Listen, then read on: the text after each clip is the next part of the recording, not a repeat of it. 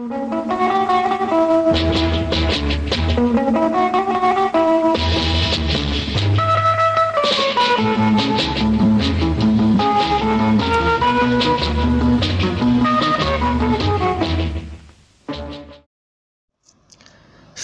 adalah sesuatu yang diminati oleh masyarakat. Filem juga merupakan salah satu elemen dakwah yang semakin mendapat tempat di hati masyarakat.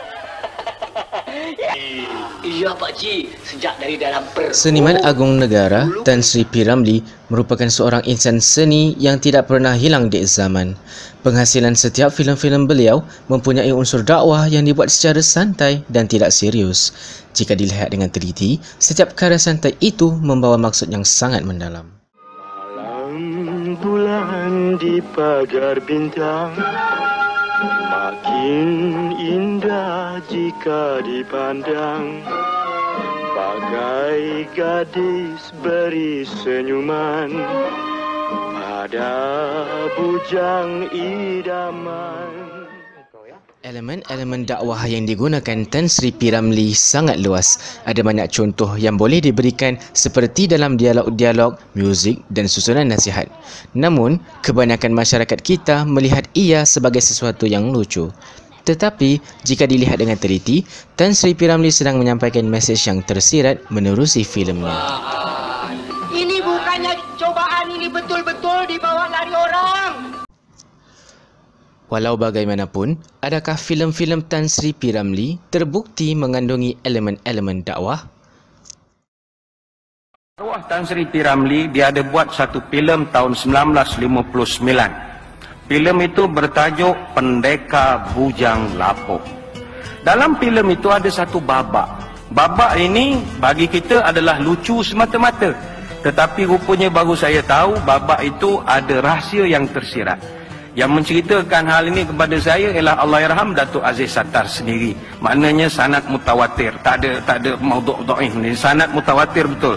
Sebab dia sendiri yang berlakon filem itu. Rupanya saya dapat tahu, kata Allahyarham Datuk Aziz Sattar, itu babak nak menyindir orang kita dalam bab pembacaan Quran. Golongan pertama macam Ramlee. Dapat surat tak bunyi langsung. Ke atas ke bawah, ke atas ke bawah. Orang dia kata spek tak pakai, tak boleh. Rupa dia temberang, buta huruf. Orang kita kan ramai begitu.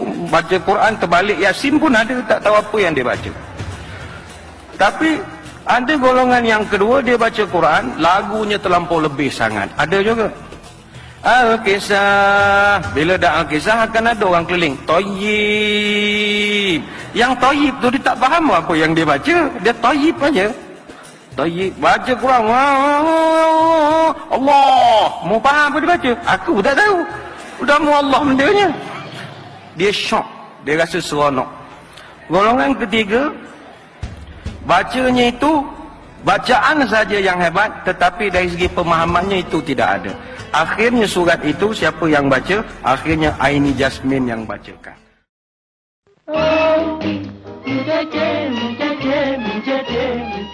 Dari segi what do I think is P. Ramlee is going to be a good preacher ataupun pendakwah.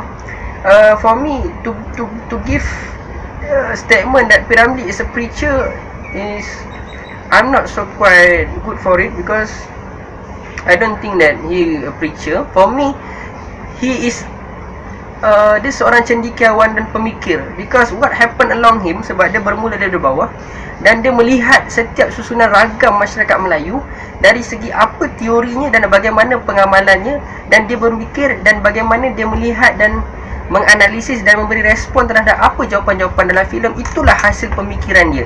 So for me to say that P. Ramlee adalah seorang pendakwah, for me is to say P. Ramlee adalah seorang pemikir. Dan pemikir ini akhirnya boleh membentuk kepada satu usaha dakwah.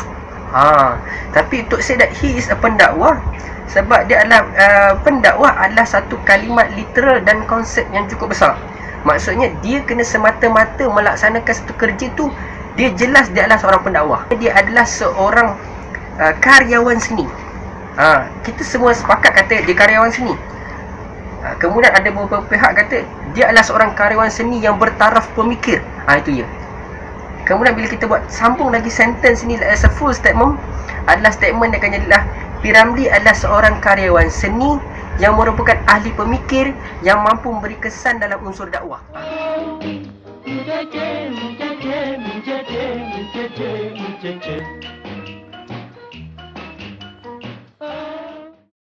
Mak sumpah Kanda kesian melihat Dinda bekerja sorang-sorang, terconggeng-conggeng, terbalik-balik, tergolek-golek. Jadi waktu Kanda di Pekan Pusara tadi, Kanda telah membeli Margina.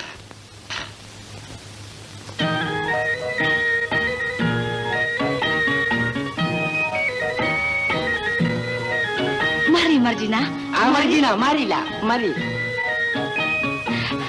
Margina, buatlah kami ini macam saudara sendiri ya. Baiklah, Mak Encik. Baik, baik, baik.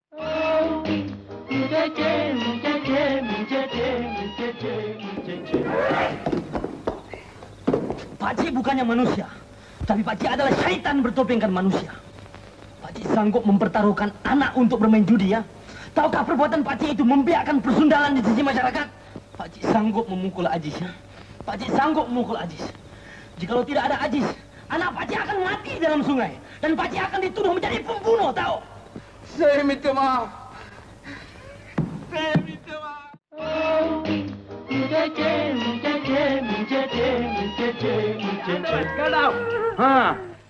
Syekh, tai punya pasal pemogado kah? Pergi cuci sudah hilang lah. Pergi tidur ayah. Dia banyak di Kilince, dia punya kepala batu besar ada duduk. Dia tak boleh dengar saya cakap, Cik. Ayo. Ayah tahu sekarang sudah pukul 4 tahu.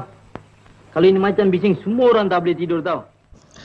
Pendekatan dakwah yang disampaikan melalui filem-filem P. Ramlee bukan hanya berunsurkan Islamik tetapi ia juga mengandungi aspek kekeluargaan, persahabatan, kepentingan ilmu, adab dan juga akhlak.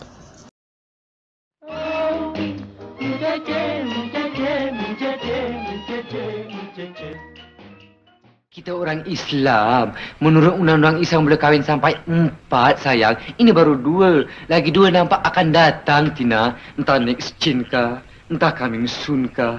Tina. Oh, pasal nak berbini ikut undang-undang Islam ya?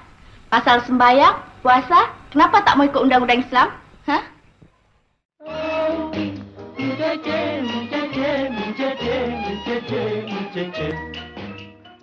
Kau kawin. Tidur. Marilah.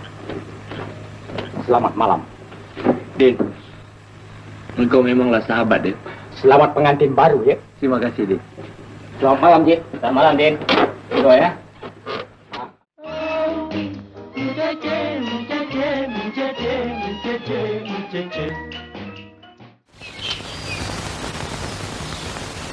Hai mambang tanah, hai mambang tanah, mambang pokok, mambang daun, mambang buah, mambang panjang, mambang pendek, mambang bujur, mambang melintang, mambang gemuk, mambang kurus, mambang tua, mambang...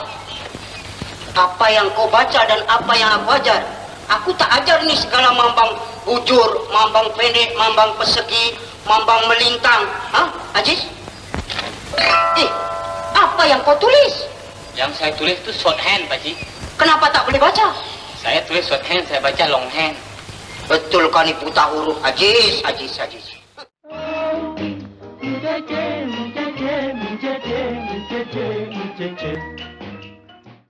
Oi, sini wayang gambar pusing kah? Ha? Ulu pun tersampuk kah? Sudah dah, mari kita balik dah. Ini dia orang semua banyak angin dah. Mari dah. Orang nama si orang Melayu. Kita ada pun tak tahu. Orang mereka panggil, hoi. Saya ni apa? Batu ke? Kayu ke? Alamak, Bengali itu bahasa kan kita dah. Memang betul dia cakap. Engkau tu mana ada bahasa. Panggil orang, oi. Bahasa menunjukkan bangsa tau. Dan kau, Din. Engkau juga sama. Tadi kawan tu sampai meludah pun.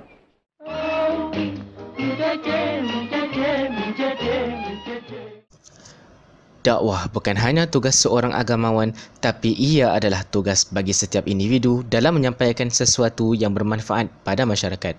Seperti dalam filem-filem P. Ramlee, ia mempunyai banyak mesej dari pelbagai aspek kehidupan manusia. Dakwah P. Ramlee tidak akan hilang di telan zaman kerana ia sentiasa menjadi pedoman bagi yang menonton filemnya.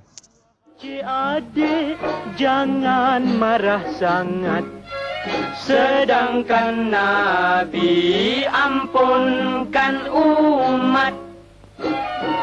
Kalau cik adik mukanya kelat, ke lubang jendela kami nak lompat.